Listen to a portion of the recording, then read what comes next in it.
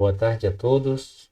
Bem-vindo a mais uma aula de física, né? Nossa segunda aula de física, né? E hoje nós vamos começar a explorar um pouco daquele conteúdo que foi apresentado, tudo bem? Nós sempre começamos com mecânica, porque mecânica foi a primeira parte da física a ser desenvolvida, tá? E em especial nós vamos fazer uma introdução à mecânica newtoniana, certo? Porque nós vamos usar os pressupostos que Newton usou para começar a descrever a física da forma que ele viu. Tudo bem? Eu sei que muitos devem ter ouvido por aí falar sobre relatividade, teoria quântica. Perceba, nós estamos falando de uma física agora do século XVIII. Então, existem coisas que foram derrubadas da física.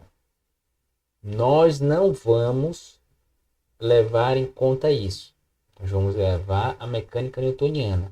Apesar da mecânica newtoniana não ser completa, né, ter fenômenos que ela não descreve bem, por isso entra a relatividade, mecânica quântica, a combinação dela, e aí segue N teorias que existem por aí, ela é extremamente precisa em muitas das coisas. É através dela que nós colocamos satélite, mandamos sondas pelo espaço, entendeu? Construímos carros, escrevemos o movimento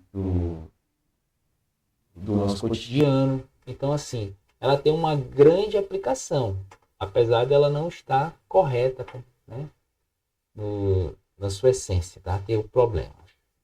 Mas nós não vamos discutir esses problemas aqui, tudo bem? Vamos tratar mecânica newtoniana como mecânica newtoniana. Então, sempre na perspectiva de Newton. E para isso, eu vou seguir o seguinte sumário.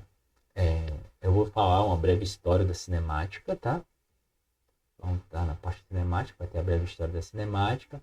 Vamos discutir um pouco de movimentos e nós vamos ver a parte de movimento no dimensional, né? Mas essa parte de movimento dimensional, nós só vamos entrar mais a fundo na próxima aula. Esta aula é uma aula mais curta, mas ela tem como objetivo levá-los a pensar de uma forma diferente sobre o mundo que está ao redor de vocês. Tudo bem? Então vamos fazer essa jornada. Então olha só. Primeira coisa, né? A gente tem que entender que quando se nomeia algo, existe uma razão, certo? Então a palavra cinemática tem uma origem, certo? E a origem dela, como a maioria das coisas que nós usamos, que nós tomamos posse, né, e usamos nos dias atuais, vem da cultura grego-romana, certo? Então, não quer dizer que os gregos foram os primeiros a estudarem as coisas. Não, existiam os maias, né, astecas, incas, né? Você vê a pirâmide maia, ela era muito mais precisa que as pirâmides do Egito. Então, nós não podemos considerar esses índios americanos, né, como uma cultura inferior, né? Só que como o desenvolvimento da história, né, veio ali do Grécia, né, Império Romano e tal, a nossa cultura nós geralmente olhamos mais nessa perspectiva, mas ela não é a melhor perspectiva das coisas, tudo bem? Quando você vai estudar um pouco de história, você vai ver que eles tinham alguns preconceitos, então tem alguns momentos que a cultura chinesa, as observações astronômicas feitas pelos chineses são mais precisas do que as feitas pelos gregos, né? E muitas vezes os gregos deixavam de ver, de considerar algo por ele acharem que feria a estética. Então você vê que o povo grego é um povo cheio de estética. Ele gosta das coisas perfeitinhas, né? E as coisas não são tão perfeitinhas no sentido de forma, tá? Então você vê, ó, geometria, retângulo, triângulo, né, quadrado, então prisma, né, cilindro, então são figuras geométricas perfeitas. Então, eles tinham essas coisas e acabou acarretando isso, né, para Renascença e todo esse desenvolvimento histórico, cultural e científico que tivemos, tá? Na Baixa e Alta Idade Média, bem, até chegarmos a nosso modelo atual. Então é o seguinte, a palavra cinemática, né, ela vai ter uma terminologia, certo? Na verdade uma etimologia, quer dizer a origem dela. Então, como eu já falei, ela vem do grego, ela vem da palavra cinema, que significa movimento. Então, a cinemática é a parte da física que está interessada em estudar o movimento em si. Tudo bem? Então, esse é o segundo ponto, né? O que é que ela estuda, essa cinemática? Ela vai estudar o movimento sem se preocupar com as causas, certo? Então, a parte que vai se preocupar em saber o que causou o movimento vai ser dinâmica, e a gente vai ver isso mais tarde, tá? No momento agora, a única coisa que interessa é a descrição dos movimentos sem se preocupar com a análise de suas causas, certo? Ou seja, se eles estão vendo o movimento aparente dos planetas, então eles querem saber a posição no céu que ele está e a hora que essa posição ocorre. Então, quando você vai fazer uma observação astronômica, você, como a Terra gira, né, para você saber qual é o deslocamento real da estrela, você tem que olhar para a estrela no mesmo horário que você olhou para ela no dia seguinte. E aí você vai mapeando essas coisas. Aí você vai montando a trajetória dela, tá?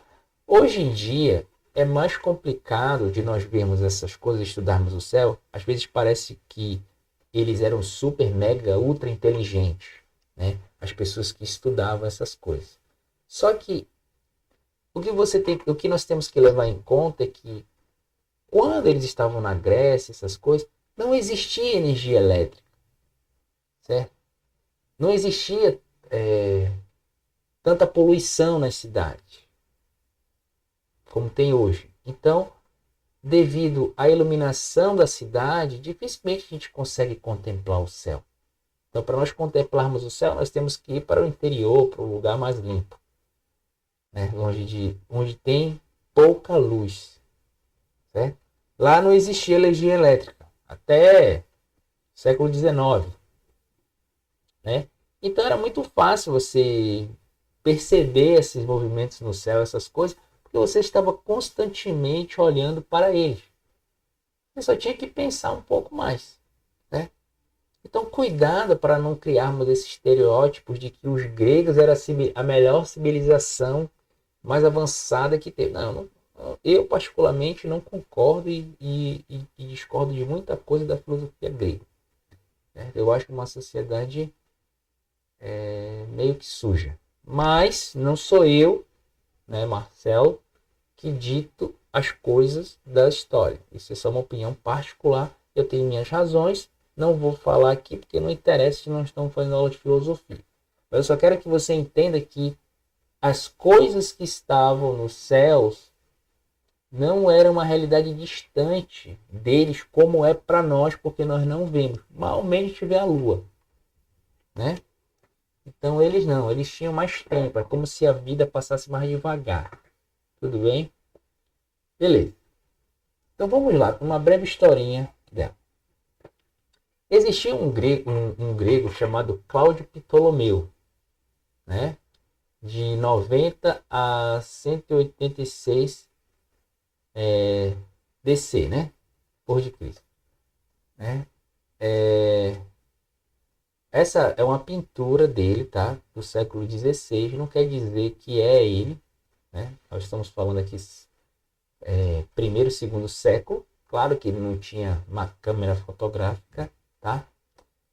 esse cidadão Ptolomeu, ele acreditava que o mundo, que os movimentos dos planetas aconteciam através de círculos, certo?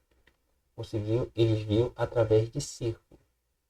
E ele era o responsável, ele foi o fundador, né? Se não foi o fundador, não tô, a memória me falha agora, mas ele tinha como centro do universo a Terra. Então, para Ptolomeu e para depois as pessoas que o seguiram, a Terra estava parada e tudo girava em torno da Terra. Tudo bem? Perceba que essa questão de quem se move em relação a quem, nós vamos discutir isso com mais ênfase quando nós formos falar de fundamentos da mecânica na próxima aula, quando eu for falar de referencial. Tudo bem? Mas assim, qual é o melhor referencial para achar as coisas? É aquele em que as coisas estarão mais simples possível. Tudo bem? Então, se tiver simples, tá beleza. E assim, e tem uma construção lógica. Então, para ele era lógico dizer que a Terra está parada, porque nós, na superfície da Terra, não sentimos nenhum movimento dela. Para a gente, a Terra está parada. E quando você olha para o céu, você vê o Sol andando. Você vê as estrelas andando. Né? Os planetas andando. Então, ele tomou como base a Terra. Esse tipo de sistema é chamado geocêntrico. Que significa geo, significa terra, cêntrico, de centrado na Terra, de origem na Terra. Tudo bem? Hoje nós consideramos que os planetas eles giram em torno do Sol. Na verdade, isso não é inteiramente verdade, como eu vou falar mais na frente. Tá bom? Essa é uma questão de escolha. Só que o que levou uma pessoa como ele a falar isso, né? Então, nessa frase, às vezes você vê figuras de grandes personalidades que teve na humanidade e as pessoas tentam descrevê-la através de uma frase famosa. Isso é meio sem sentido fazer, porque você não pode definir o pensamento ou a vida de uma pessoa, a conduta dela através de uma única frase. Porque senão você vai ver essa pessoa em contradição em vários momentos da vida dela. Certo? Mas o que ele tinha em mente? Ele falava aqui, ó, se a Terra possuísse movimento de rotação diário para realizar seu circuito, sua velocidade deveria ser muito grande. E por isso, os objetos sobre ela deveriam ser arremessados, a menos que fosse mantido em ligação com o planeta por uma força muito grande. Então, assim, nós estamos nos movimentando a mais de 1.000 km por hora. Tá? A Terra, não estou falando em relação ao Sol, não. Em relação ao Sol, a gente movimenta 30 km a cada segundo, em média. Mas aproximadamente 30 km a cada segundo. Então, 1.000 km é uma velocidade alta. Né? Por que a gente não sente, a gente vai discutir depois. Tudo bem? E ligado ao planeta por uma força muito grande, ficaria estranho, né? Porque a gente sabe hoje que a força, entre aspas, que liga a Terra, os objetos na Terra, é a força da gravidade. E das forças da natureza, na escala macroscópica, né? A gravidade é uma das menores forças que tem. Certo?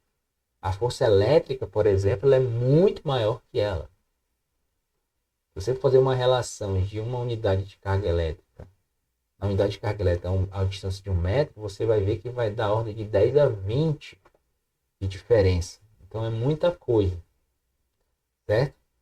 Então ele já estava errado, né, em falar de uma força muito grande, porque a força gravitacional ela não é muito grande. Né? Ela só é muito forte hoje em dia em relação à galáxia, que mantém galáxia, tá? Mas um corpo pro outro é muito fraca. Tanto é que se você pega aqueles imãzinhos de geladeira bem fraquinho, você coloca um clipe de papel, ele fica grudado, perceba que aquela folhinha deixou ele grudado lá e toda a Terra está puxando o clipe de papel para baixo.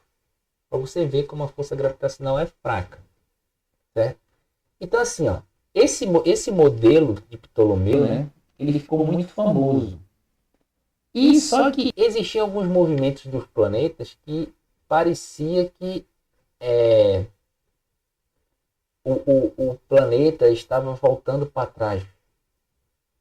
Certo? Para resolver essas coisas, ele disse o seguinte: ele criou os epiciclos, né? Que a Terra está parada, os planetas giram em torno da Terra, mas eles descrevem círculo em relação ao círculo que ele forma ao circundar o planeta Terra. Então, isso é chamado epiciclos. Tudo bem?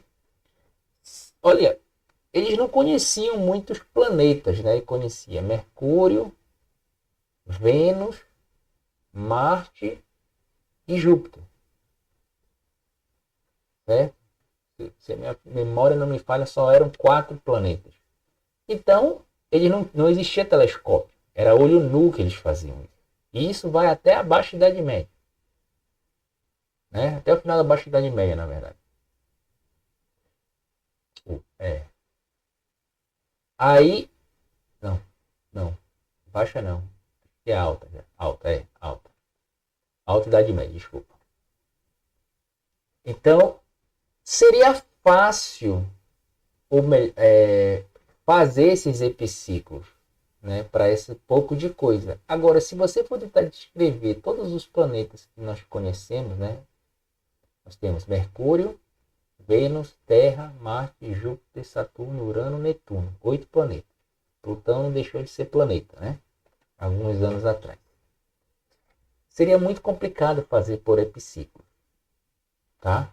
Então, com o passar do tempo, essas coisas de epiciclo, elas começaram a cair em desuso, porque com o advento do telescópio, né, acabou que começaram a ver o céu de uma outra perspectiva, mais profunda, porque você tem o poder da observação.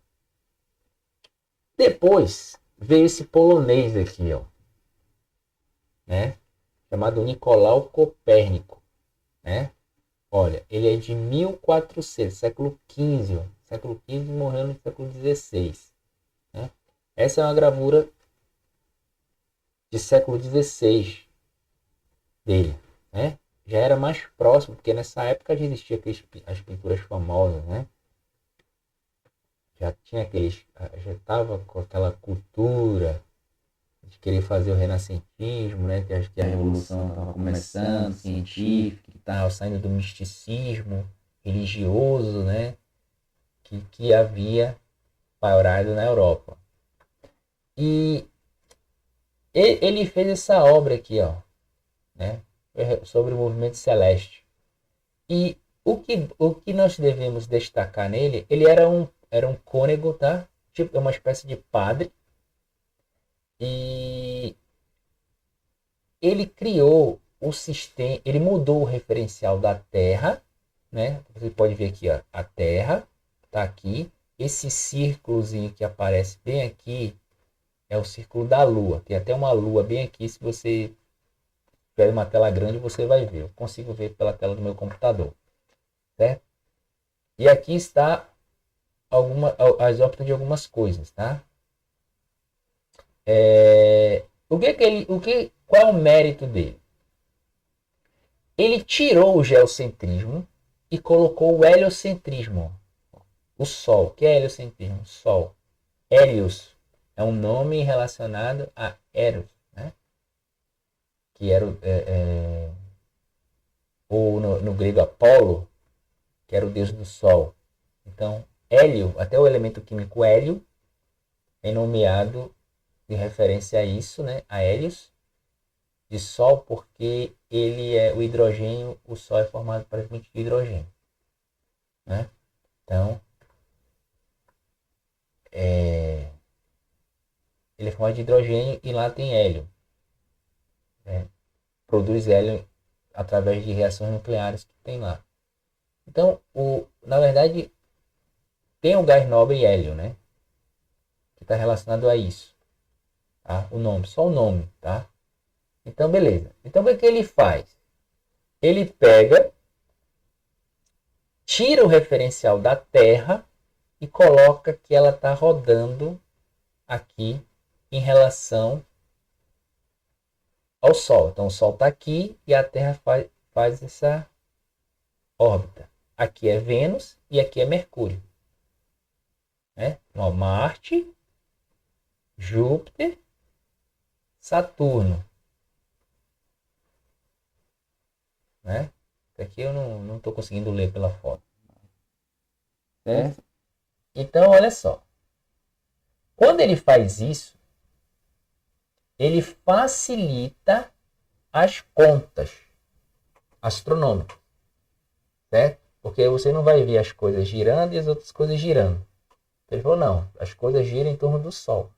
Perceba que ele colocou aqui, ó, a Lua, porque a Lua é praticamente o tamanho da Terra, né? De todos os planetas que tem no Sistema Solar, a Lua é muito grande em relação às outras luas, quando você leva a proporção planeta, do qual a Lua orbita, né?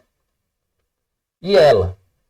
Então, como eles não tinham telescópios, eles não conseguiam ver o movimento da Lua.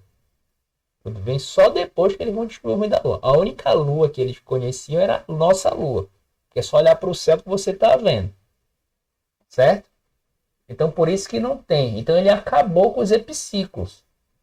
Você vê que não tem epiciclo, não tem. Só aqui o da Lua. Né? A Terra gira aqui na órbita dela e a Lua gira no torno da Terra. Certo? Nos outros havia um epiciclo. Então, esse foi coisa. O Copérnico é engraçado que ele tinha muito medo de morrer, porque estava tendo uma caçada, né, de heresia nessa época. Né? Então, muita gente morreu, né, desafiando o poder da igreja, né, da época, a igreja católica na época. Certo? E quando ele publicou o livro dele, ele morreu no mesmo ano, já bem velho. Tá? E aí não ia ter mais problema. Ele morreu, aí ele publicou. Ele ficou com medo, já sabia dessas coisas há um bom tempo. Só que ele protelou até para ele não perder. Afinal, ele era um cônego, né? Então, ele era uma espécie de padre. Então, ele se beneficiava através da igreja também. Tudo bem? Depois, existiu um homem chamado Tycho Brahe. Esse cara aqui, ó. Né? O Brahe. 1546-1601. Tycho Brahe, ele foi o último grande astrônomo, certo? Que não usava telescópio. Certo? Isso aqui ele está dentro de esqueci o nome, mas é um instrumento para medir posição de estrela que ele fez gigantesco. Eu esqueci o nome agora. Depois, se alguém souber, bota no comentário lá do vídeo. Eu não estou lembrado. Depois eu vou ver. Eu esqueci. E aí ele está medindo as posições. Ele fez um observatório numa ilha. Tá? Esse cara, ele era senhor feudal, no caso, né? Só disse que ele era bem mau. Né? Dizer más línguas. Mas sabe que o povo inventa. O que importa dele é o seguinte, é que ele era a pessoa, até durante a época da vida dele, que tinha as medidas mais precisas do céu. Então era que tinha maior acurácia. Então ele conseguia prever os movimentos dos planetas através disso. Lembrem-se que as pessoas acreditavam muito em astrologia nessa época, que você era guiado por astro, então era importante saber a conjuntura do céu para algumas pessoas, para ver qual é aquele negócio de regência, né? Hoje em dia tem gente que acredita, mas assim, fisicamente falando, isso aí é balela, né? Porque a gente sabe que a velocidade que a luz se propaga com uma velocidade finita, então quando as coisas acontecem, né? Quando você olha, por exemplo, o Sol, você está vendo ele quase, quase 9 minutos, como ele era 9 minutos atrás. Você não está vendo o Sol agora. Então, quando você vê uma conjunção, sei lá, quando você vê o planeta Marte, você está vendo ele aproximadamente 20 minutos do que ele era. Então, você nunca vê a coisa no momento instantâneo do causa da velocidade da luz. Então, a conjuntura não é bem essas coisas. Não quero ferir. Não estou aqui para discutir quem acredita nessas coisas que é neurótico. É problema de cada um. Tudo bem? Eu estou dizendo que porque era importante olhar o céu para saber tais coisas, né? Porque muitas pessoas ganhavam dinheiro com esses mapas astrais, como algumas pessoas ganham hoje. Então ele tinha essa ilha aqui e fez. Ele ele era híbrido no sentido de o Tycho Brahe ele era híbrido no sentido de ideias. Ele acreditava que a Terra era o centro do universo, certo? Como Ptolomeu, mas ele aceitava as ideias de Copérnico também, que os planetas giravam em torno do Sol. Então, o que ele fez? Ele fez um modelo para ele mesmo, né? Que é um modelo em que tudo gira em torno da Terra, né? O Sol gira em torno da Terra, mas os planetas giram em torno do Sol, que gira em torno da Terra. Então ele piorou com isso os referenciais para descrever. Tudo bem? É só isso. Que um professor que chegou a falar, o professor Barsala, um professor famoso lá do Pará, José Maria Filado Barsala, que falava que ele era mineiro, ele ficava em cima do muro, né? Então ele pegava o melhor dos dois. Bem, eu já morei em Minas, eu não entendo muito porque dessa analogia dele falar isso, mas o que importa aqui é que ele pegou as ideias de Copérnico e Ptolomeu, fundiu e fez uma coisa nova. Tudo bem? Percebam que Ptolomeu era muito difícil fazer as contas, né? Principalmente quando foram descobrindo mais coisas, né?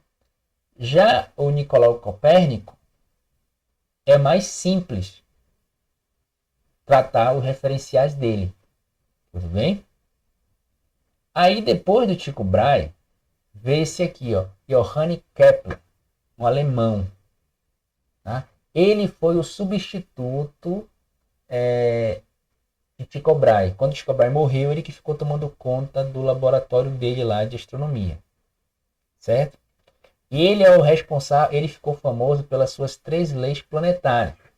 Certo? Quando você estuda a gravitação, você vê, né? Ele vai dizer que os planetas descrevem órbitas elípticas, onde o Sol é um dos focos da elipse. Ele tem a lei das áreas, né, que diz que a área de varredura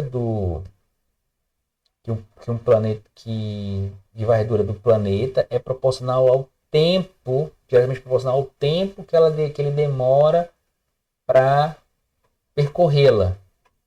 Então, ele vai estar falando, o que está por trás dessa lei é a lei da conservação da velocidade areolar. Tudo bem? Eu não vou entrar em detalhe porque não tem gravitação no nosso programa, mas é um assunto fascinante saber dessas coisas, tá? Quem quiser saber mais, bota nos comentários que eu posso fazer aula extra sobre isso com tópicos interessantes de física. Eu estou querendo fazer essas coisas, mas para fazer tem que ter pedido, né? Então, eu peço aí que expressem sua opinião sobre o assunto e as dúvidas que queiram saber.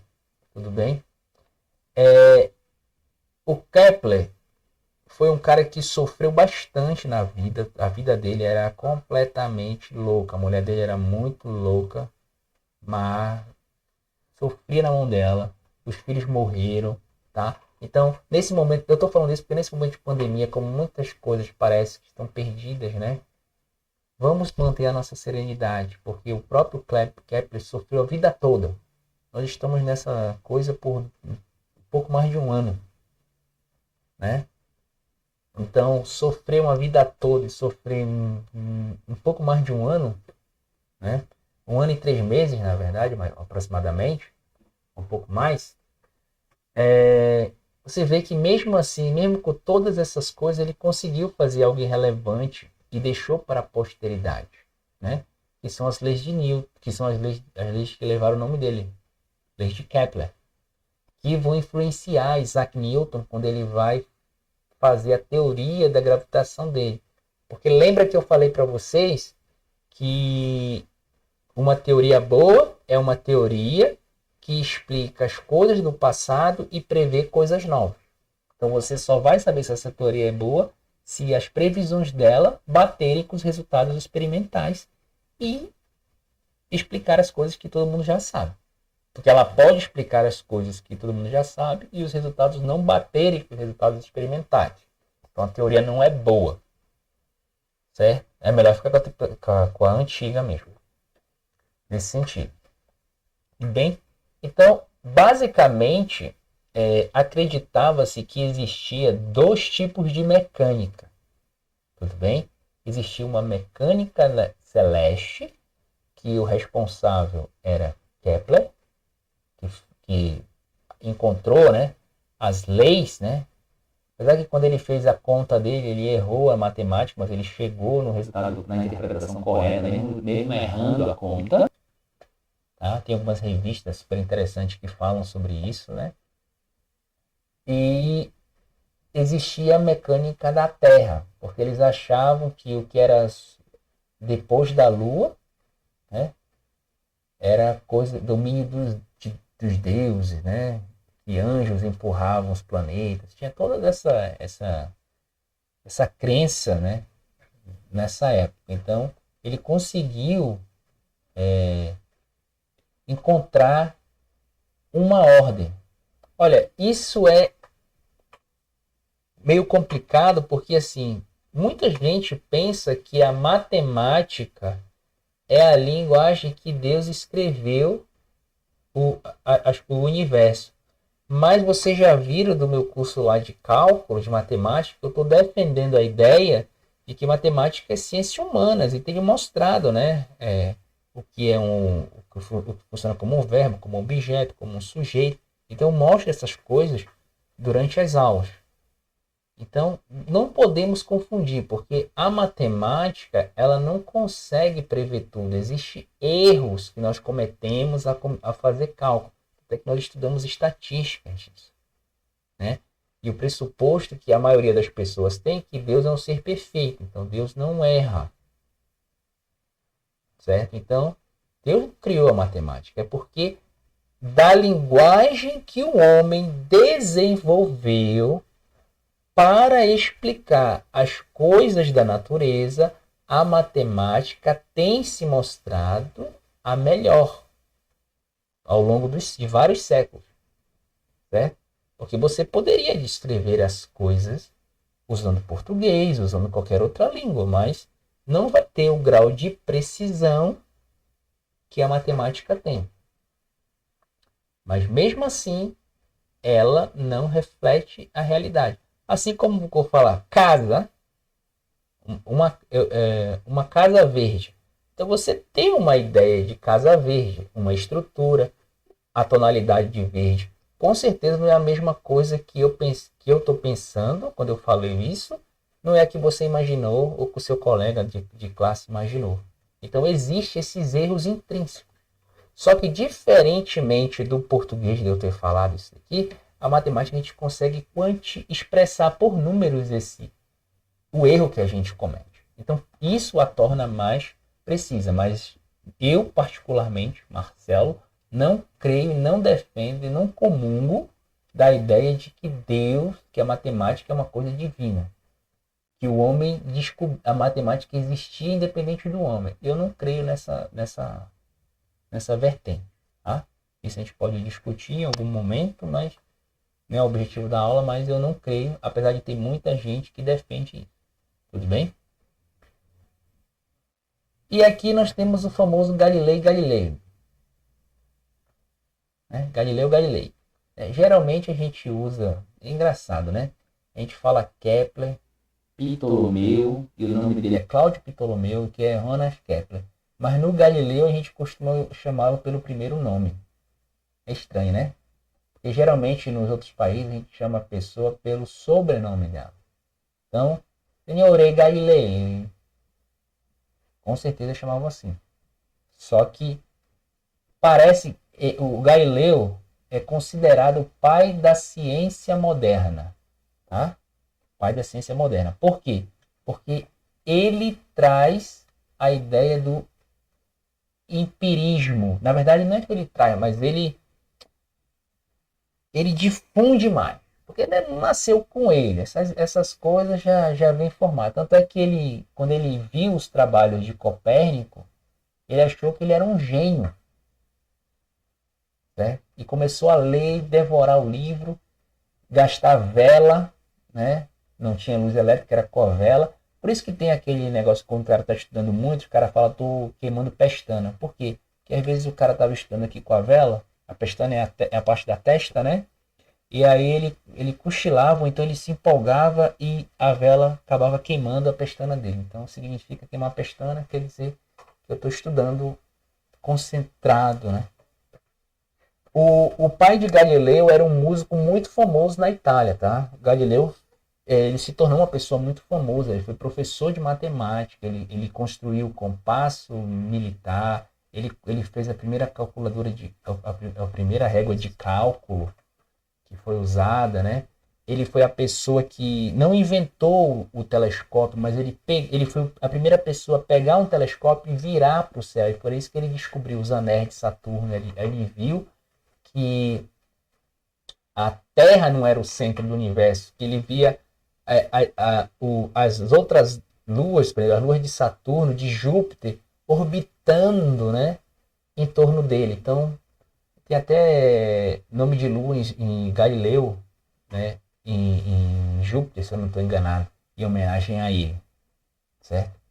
Então, ele soube do telescópio e soube usar da forma certa. Diz a lenda que ele chamava os amigos dele, né, que eram pessoas importantes, muitos se recusavam a quebrar o paradigma antigo de que a Terra era o centro do universo, se recusando até olhar pelo telescópio, como se tivesse algum tipo de magia ou coisa do tipo. É engraçado como o misticismo toma conta das coisas.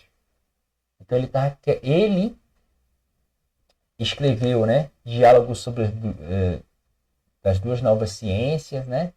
E ele teve um problema com o Papa. Ele quase ia ser morto pela Inquisição. Olha, ele era italiano, né? E Roma é o centro da Igreja Católica, o Vaticano. Então, ele só não foi morto porque ele era muito amigo do Papa na época.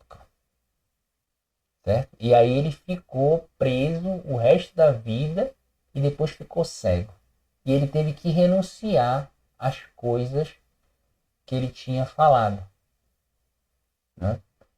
E por que ele tinha medo? Porque teve acho que era padre, chamado Giordano Bruno, que morreu na fogueira falando que a Terra não era o centro do universo. Quem era o centro do universo é o Sol. Hoje nós sabemos que o Sol não é o centro do universo. Então, a gente pode, de uma certa perspectiva, dizer que Giordano Bruno morreu à toa. Ele morreu por uma mentira. Certo?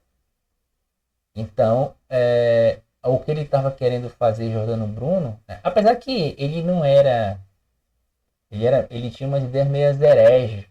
Mesmo para quem não é tão... Como é que eu posso dizer? Aficionado, né? Em religião, mas ele tinha umas coisas que contradizia, por exemplo, a Bíblia, que a princípio é o que defendia a igreja na época, apesar dela própria fazer muita coisa que a Bíblia condena, mas daí não é debate teológico. O que importa é que Galileu foi a pessoa que falou que os corpos, se você pega um martelo e uma pena e você joga, eles são acelerados com a mesma velocidade. E se não tivesse o ar, eles cairiam exatamente junto. Tanto é que quando Neil Armstrong chegou na Lua, tem uma foto dele pegando uma pena e um martelo e jogando. E aí ele fala, olha, Galileu estava certo, né? Foi Galileu, é Galileu que explica por que, mesmo a Terra girando mais de 1000 km/h, certo? A gente não sente o movimento da Terra, né?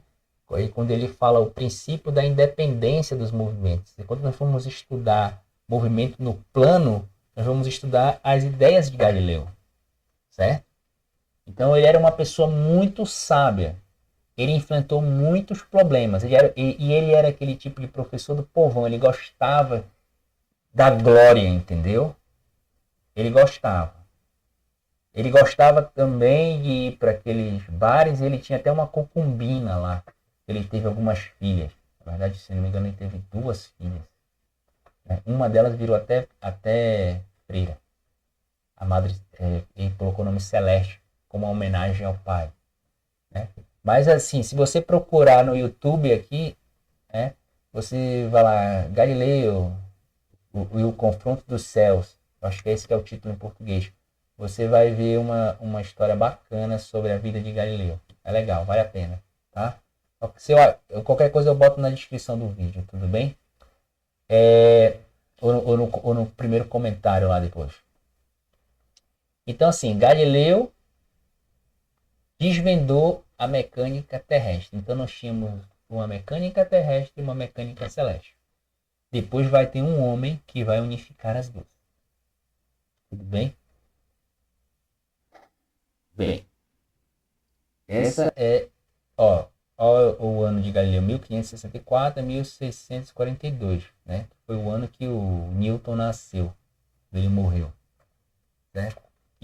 Newton tem uma frase que fala assim: se eu enxerguei grande, se eu enxerguei longe, é porque eu subi em ombros de gigante. O que ele estava falando? É que ele só conseguiu fazer o que ele fez porque Kepler e Galileu, os gigantes dele, o da mecânica celeste, Kepler, e o da mecânica terrestre, Galileu, fez com que ele enxergasse, porque todos os axiomas de movimento que Newton postulou, né, no princípio 1668,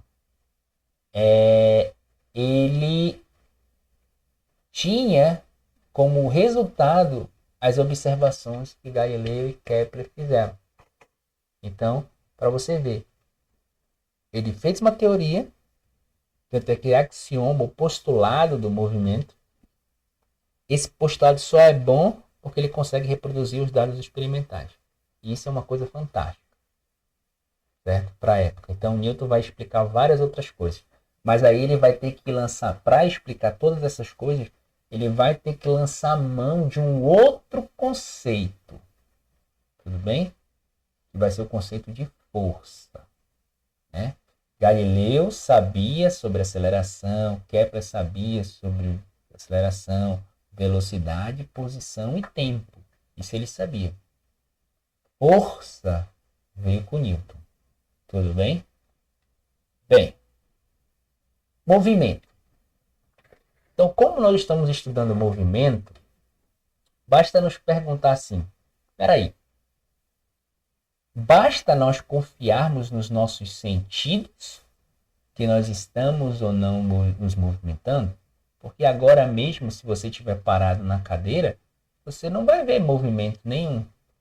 Mas se uma pessoa estiver vendo você da Lua, você está rodando, né, na Terra com mais de 1000 km/h. E se alguém tiver você do Sol, ele vai estar ou numa posição próxima do Sol, né, fora da Terra e da Lua, fora da órbita, ele vai te ver rodando ao redor do Sol a 30 km/s aproximadamente e a mais de 1000 km/h em torno do seu eixo. Então, qual é a moral da história? Será que os nossos sentidos é suficiente para dizermos que uma coisa está em movimento ou não, você vai ver que se você está parado ou em movimento em linha reta, com uma velocidade constante, não tem nenhuma experiência mecânica que vai te levar a crer que você não está em movimento. Tudo bem? Você não vai poder distinguir os dois estados. Isso é um postulado da teoria. Então, a minha pergunta é: o que é movimento? Né? Tudo que vemos está em movimento? Olha para essa figura por um período. Você vai ver, você está vendo o quê? Veja aí uns 5, 10 segundos. Né? Ela parece que ela está se mexendo. Mas ela está se mexendo? Não. Isso é simplesmente uma ilusão de ótica. Ou seja, nós conseguimos enganar nossos olhos com desenhos relativamente simples. Então, o nosso olho, a nossa perspectiva ocular, somente ela não vai ser parâmetro para dizer se algo está em movimento ou não. Tudo bem? Bora ver outra figura. Essa aqui, ó. Quando você olha, parece o quê? Que a bola está andando. Uma outra ilusão de ótica. Tudo bem? Mais uma figura completamente diferente dessa, né? Parece que ora uns rodam para esse lado e outros rodam para o outro lado, né? Nesse aqui parece que a bola gira aqui em torno do eixo dela e esse negócio aqui é passado pela bola. Então, são duas figuras completamente diferentes, te mostrando que a sua perspectiva ocular não é suficiente. Quem não já dirigiu, né, e via assim, tipo, a ilusão de ter água na pista, quando chega lá não está molhado, né? Então, isso é uma ilusão, isso é por causa da reflexão total da luz. Por isso que a gente vê aquilo lá, tá? Mas isso aí é um problema de ótica, e ótica nós não temos aqui nessas coisas. Eu só coloquei os desenhos para mostrar que a sensação de movimento, na verdade, é muito mais do que apenas uma sensação. Tá bom? Bem, vamos parar aqui, né? Eu gostaria que vocês refletissem sobre essas coisas e trouxessem perguntas no grupo, né? Para responder, curiosidades ou não. E aí na próxima aula, né? Eu vou começar a falar de grandezas físicas, né? Referenciar umas definições fundamentais de mecânica que a gente vai usar. E aí a gente vai começar a fazer conta. Tudo bem? Porque a gente vai ter que fazer conta. Então, assim, eu agradeço a atenção a todos, né? E até a próxima aula, ok?